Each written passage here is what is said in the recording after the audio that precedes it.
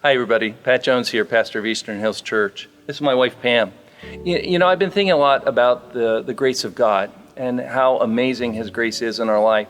In fact, in our small group study that we're doing right now called Emotionally Healthy Spirituality, I came across this quote, and I think it's really applicable for us today.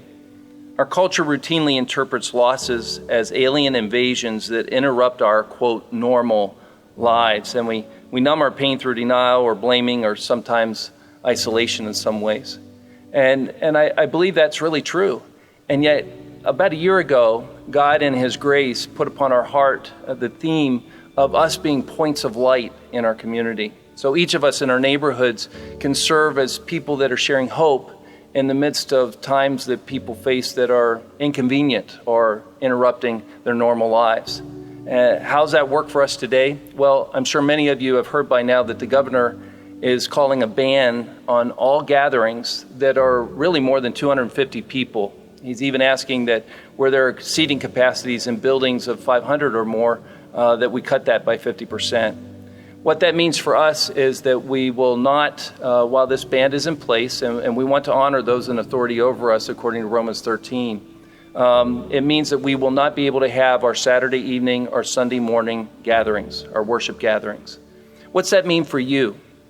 Tremendous opportunity for you and us to work together in order to be points of light in our community. How can that take place? For these next Sundays, as long as this ban is in place, we are going to do a service here at the church, but we're going to stream it through YouTube Live. We're encouraging you to consider having a watch party at your house, or maybe get your small group together and do a watch and a discussion about the messages that will be shared. Again, we will be having our team here, but it will be coming to you in each of your homes. You may want to consider your neighbors and others that are around you that you may want to invite to these watch parties.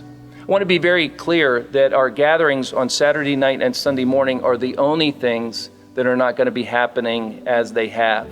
Everything else at the church, all of our office hours, our small groups, upward sports, our preschool, everything else will take place as normal.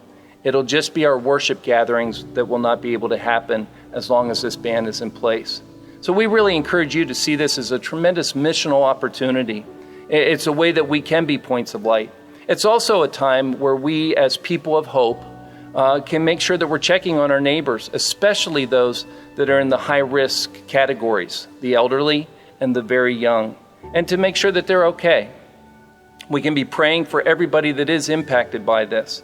And we can pray for God to open up ways that we can be hope givers to people that are panicking or maybe feeling fearful about this pandemic. One other thing I want to encourage you about, if you download the church app, which is just called Church Center, you can continue to do your regular giving as you always have. You can fill out a connection card and share your prayer requests. You can communicate with us in every way possible through the church app. We'll also make the notes and a bulletin available so you can see other activities that are happening around the church.